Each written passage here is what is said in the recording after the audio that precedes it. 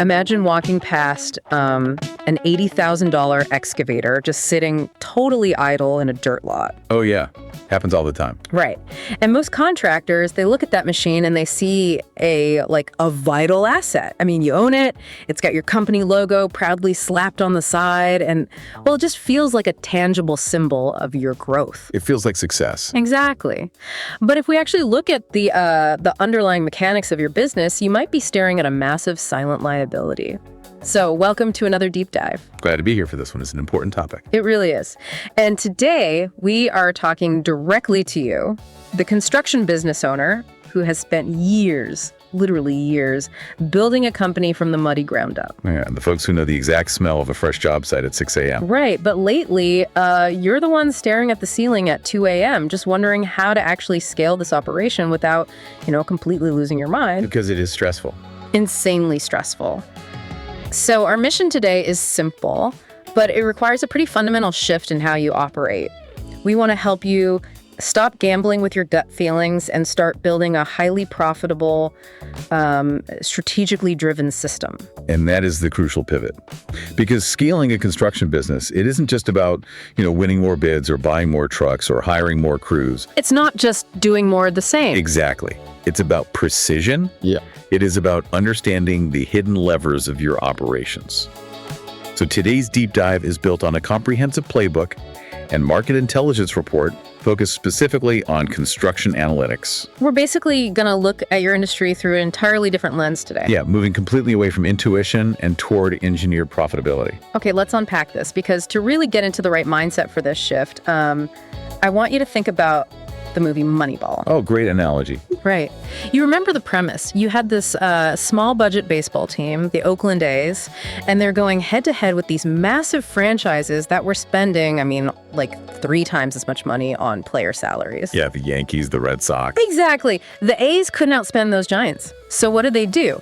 They used ignored metrics. They looked at the numbers that everyone else in the league thought were, completely useless. Total garbage stats to the old guard. Right. And they used those hidden numbers to assemble a winning team that consistently beat the heavyweights.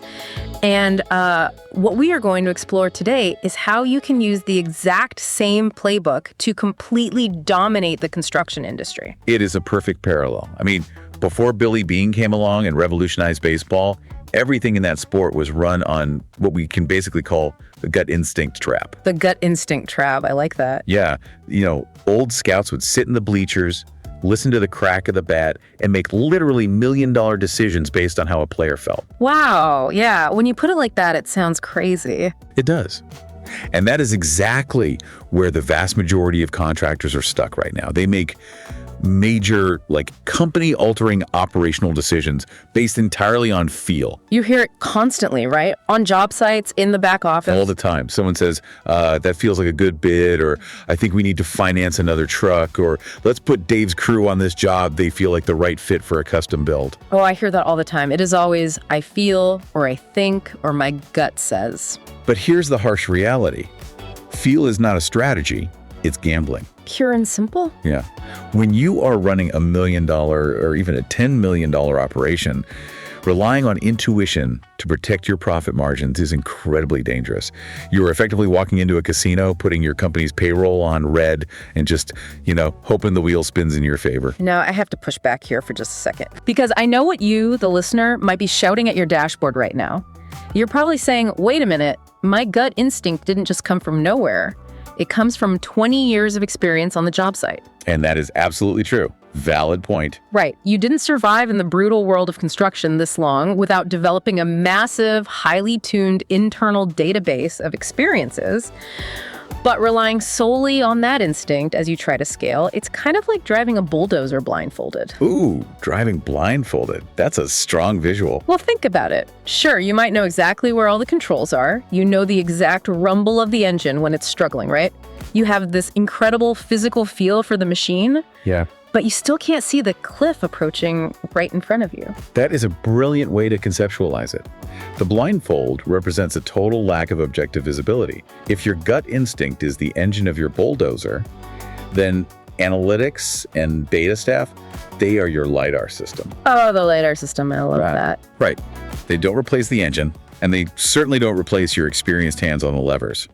But they create this 3D topographical map of your profit margins in real time. So you know exactly how deep to dig and where the hazards are. Exactly. What's fascinating here is the core Moneyball principle, which is finding the metrics everyone else ignores.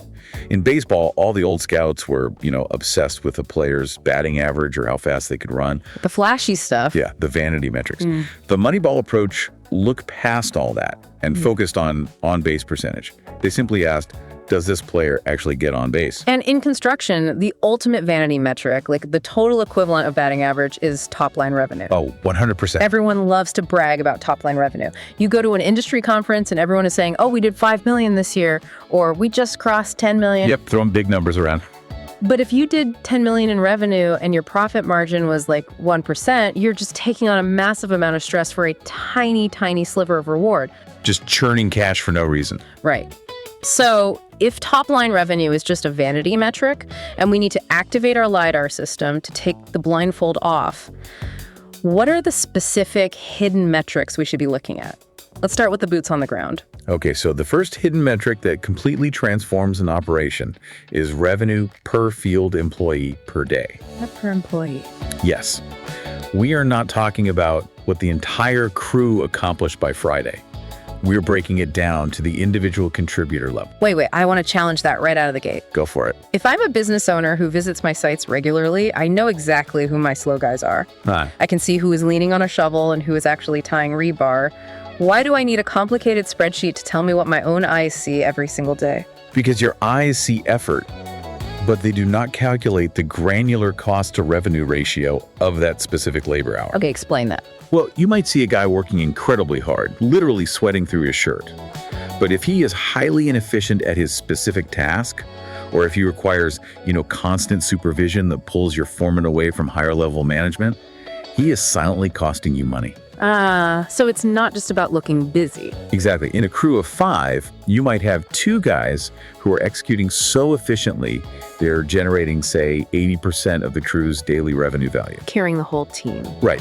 And the other 3 might be dragging the average down so far that the crew, as a whole unit, is barely breaking even on that specific Tuesday. If you only look at the crew's total weekly output, that inefficiency is totally invisible to you. Okay, so tracking at the individual level shows us exactly who is actually generating our revenue on a random Tuesday.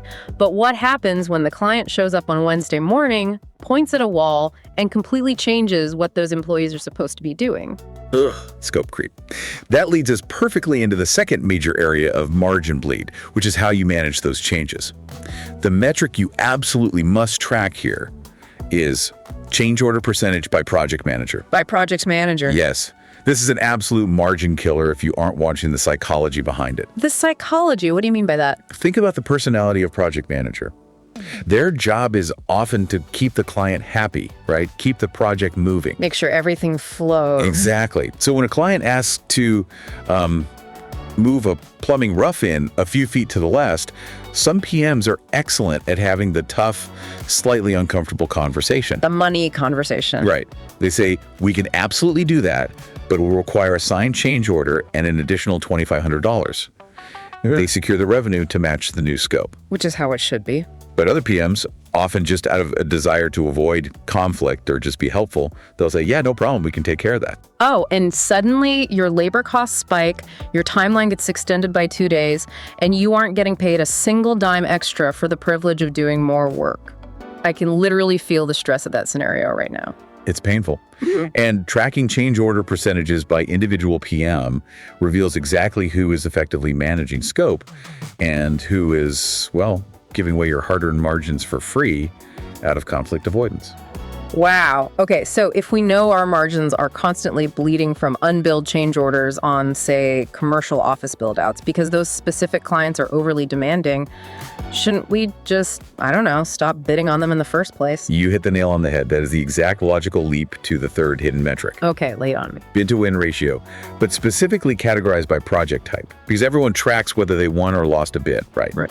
But knowing where you win is infinitely more valuable than just knowing if you win. Right, because if I just look at a giant spreadsheet of all my bids, I might see an overall win rate of, say, 25%.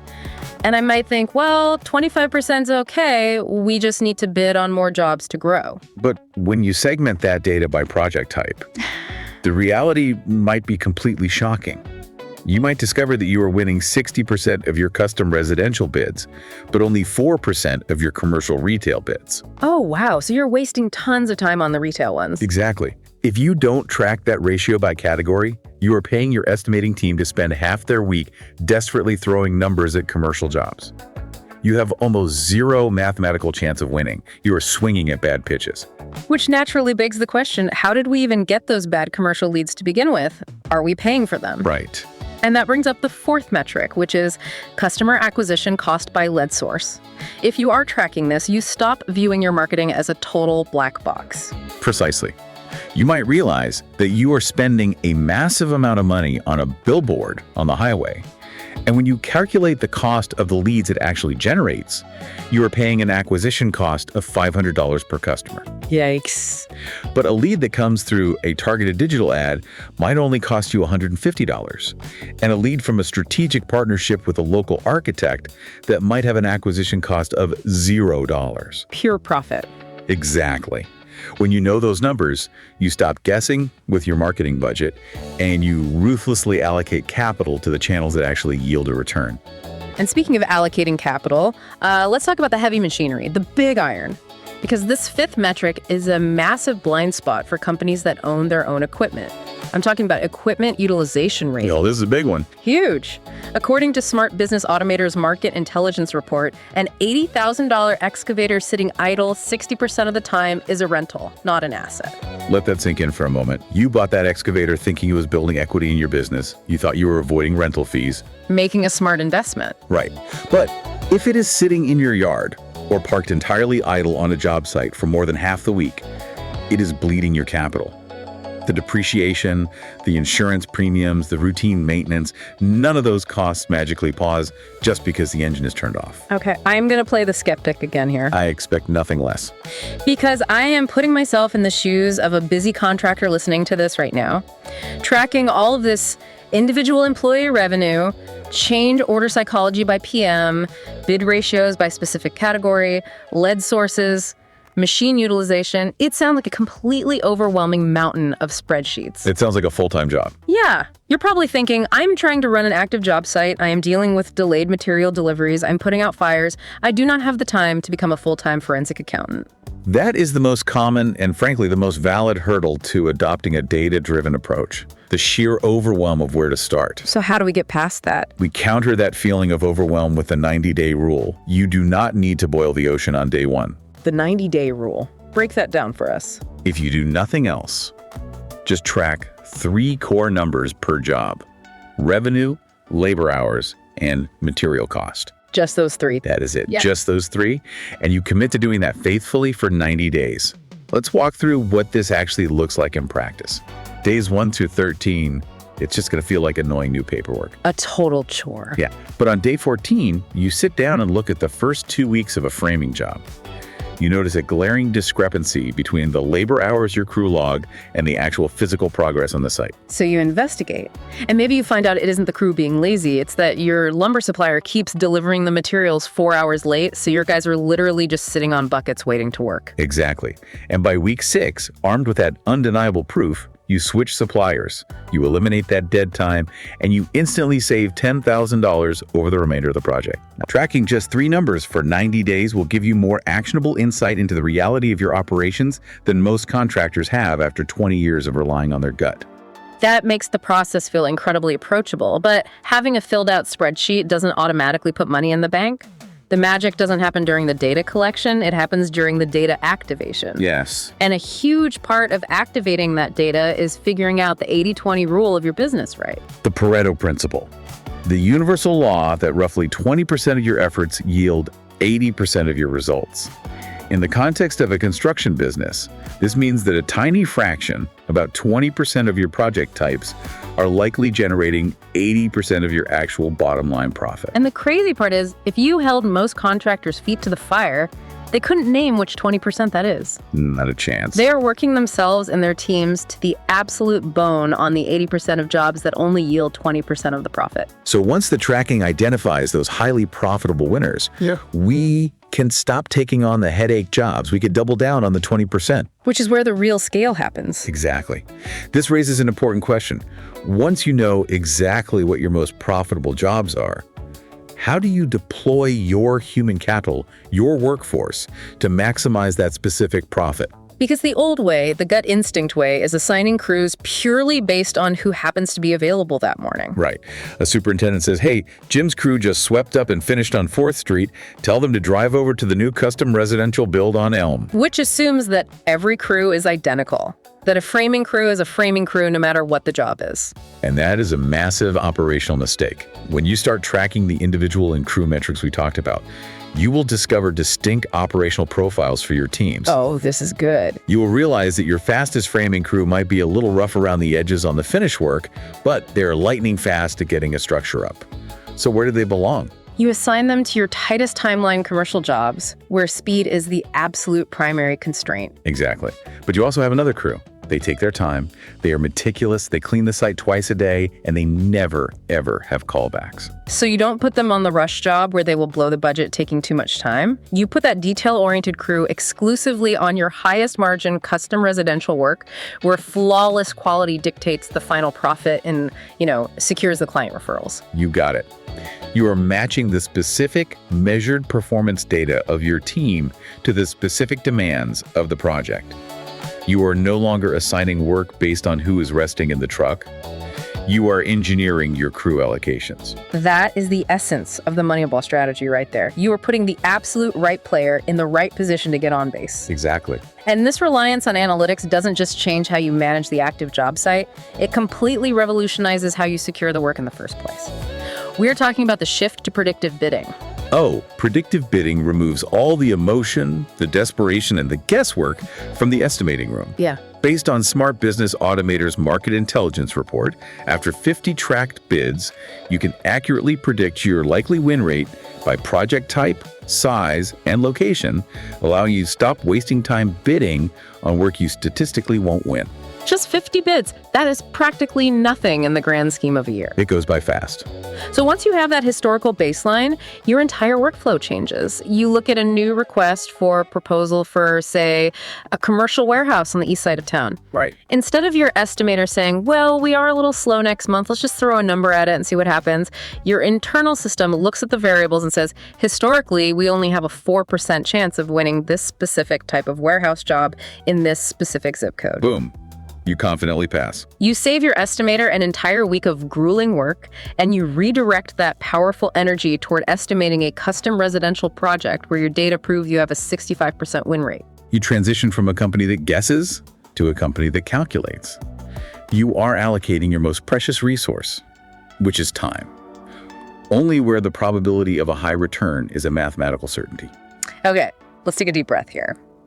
Because while everything we've discussed with predictive bidding, assigning crews by performance profiles, tracking individual profitability, monitoring change order psychology, while all of this sounds incredibly powerful and highly profitable, there is an elephant in the room.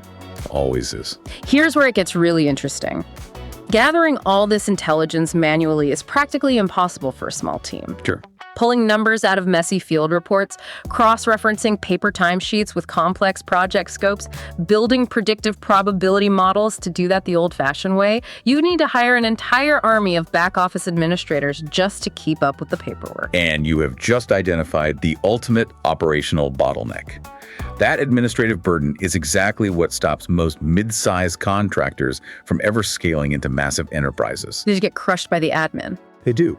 They recognize the value of the analytics, but they literally cannot hire enough administrative staff to process the incoming data without completely destroying their overhead margins. Right. But the entire landscape of the industry has shifted in the last few years because of artificial intelligence platforms specifically built and trained for construction workflows. We aren't talking about generic chatbots. We are talking about automating the entire analytical process we just described. Yes, you don't need to bloat your payroll with 5 more people in the office. You just need the right system. Let's break down the mechanics of how this technology actually works to remove that bottleneck. Because the key here is that it requires almost zero manual data entry. That's the beauty of it. So how does a computer actually understand the chaos of a construction site? Let's start with the first major capability: document intelligence and smart search. Think about the reality of a standard commercial project. You are dealing with hundreds of pages of complex specs, architectural drawings, engineering addendums, and municipal codes. It's a nightmare. Historically, if a project manager needed to find one specific detail, they spent 3 hours furiously clicking through nested digital folders or flipping through a massive binder. Wait, so you're telling me I don't have to spend half my morning calling the architect to confirm the required concrete PSI for a retaining wall? You don't even have to open the PDF. These AI platforms use advanced natural language processing. They ingest the drawings and extract the specifications automatically. Just straight out of the files. Yes. They allow your team to search across every single project file using plain conversational English. You literally just type or dictate into your phone, what is the required concrete PSI for the north retaining wall? And it just knows. The AI understands the context of the question, scans the entire project history in milliseconds, and pulls the exact specification right to your screen. It's like having an invisible master project manager who never sleeps, never takes a coffee break, has instantly memorized every single blueprint, and is just sitting in your pocket waiting for you to ask a question. But it goes way beyond just retrieving documents. Let's talk about the daily grind of site communication, RFI assistance, and daily logs. This is where the AI bridges the gap between the muddy reality of the job site and the clean data of the back office. Consider the daily field reports. The superintendent is sitting in his truck at 5 p.m., he's exhausted, the site is loud, and he mumbles a rambling, unstructured voice memo into his phone about a delayed drywall delivery and a framing issue. Normally, an admin would have to listen to that muddy audio, try to decipher the jargon, and manually type it into a spreadsheet. Exactly. But the AI doesn't just transcribe the audio. It understands the intent. What do you mean? It filters out the background noise of the circular saws, identifies the core nouns and verbs, and turns that unstructured rant into a clear, formatted executive summary.